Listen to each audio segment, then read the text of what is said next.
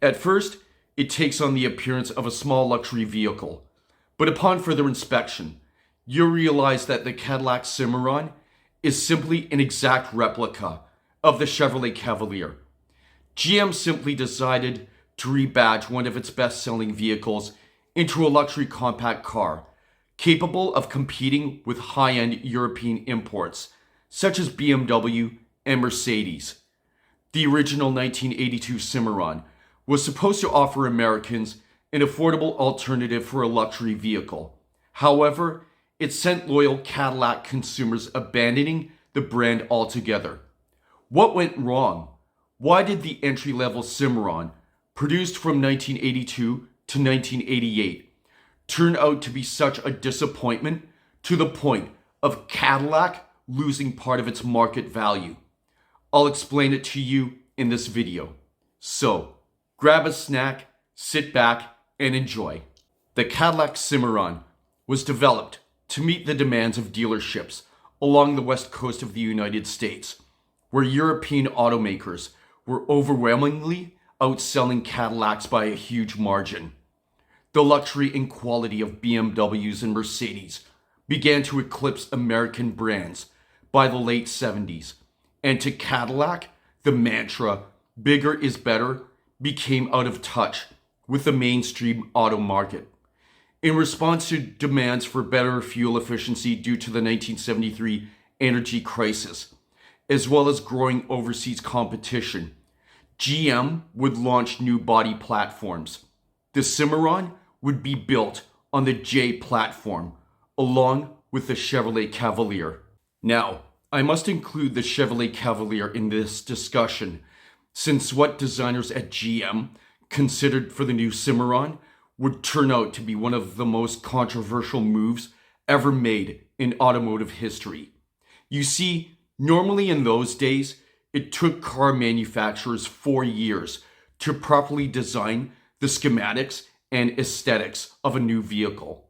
In 1981, however, GM gave Cadillac only 10 months to devise its first post-war compact car in time for the 1982 model release.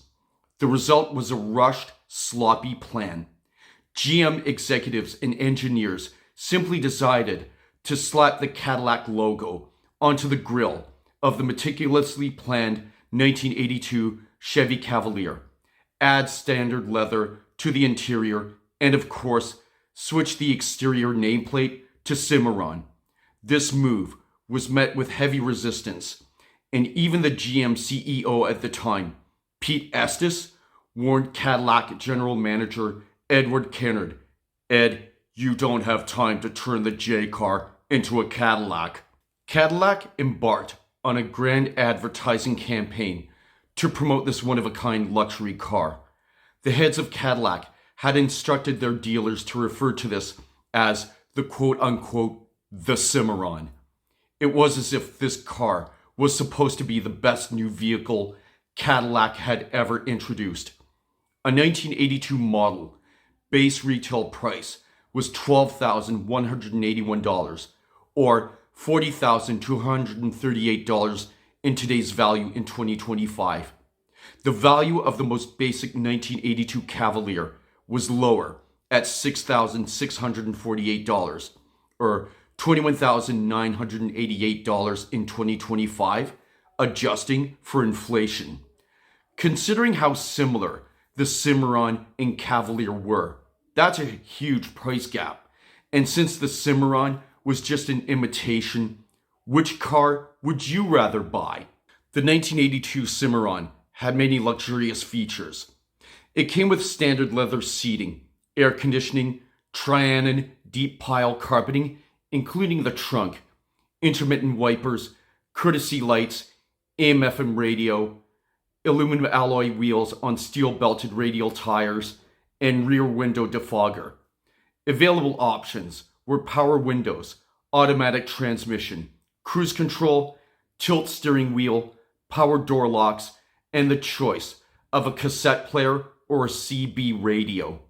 The 1982 Cimarron powertrain included a 1.8-liter engine which was upgraded to 2.0 liters for 1983, and for 1985, a 2.8 liter V6.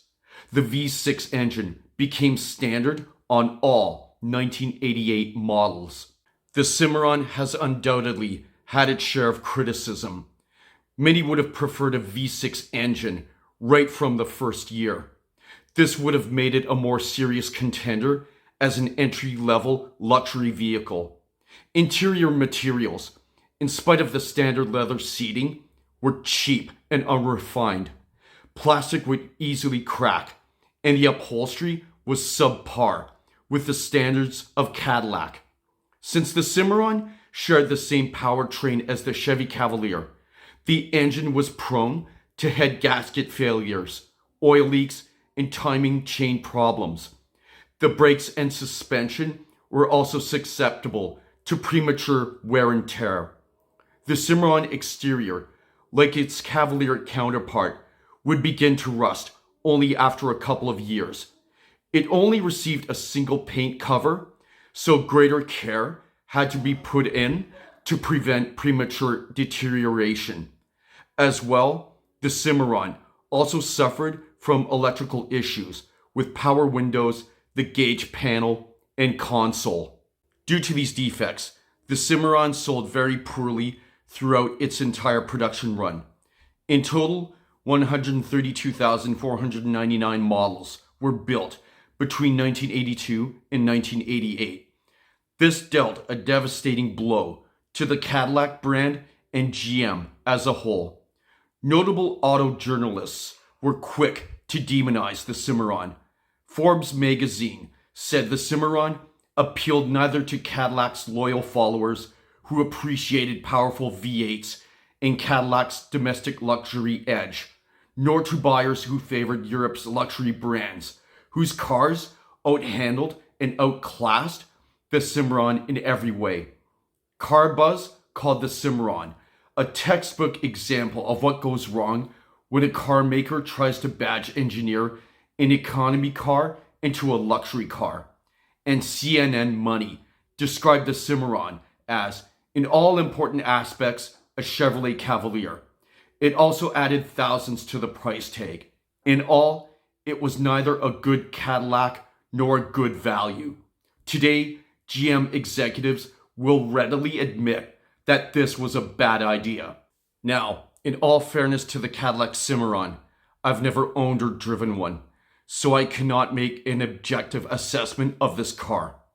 I remember growing up as a kid, seeing what the Chevy Cavalier of the 80s was like, and yes, they do look exactly like the Cimarron. I've even had a late family member who owned one, and I certainly remember going for rides sitting in the front passenger seat. But she too thought it was mechanically unreliable.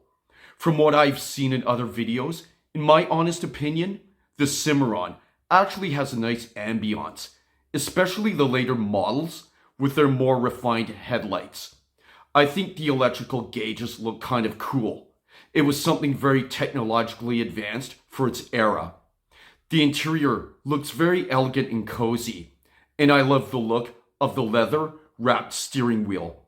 If I could somehow find one to test drive, I'd definitely give it a chance. Yes, the Cadillac Cimarron definitely had its flaws, and perhaps it taught GM a lesson as to what happens when an ill-conceived rebadge of one car to another tarnishes a brand name.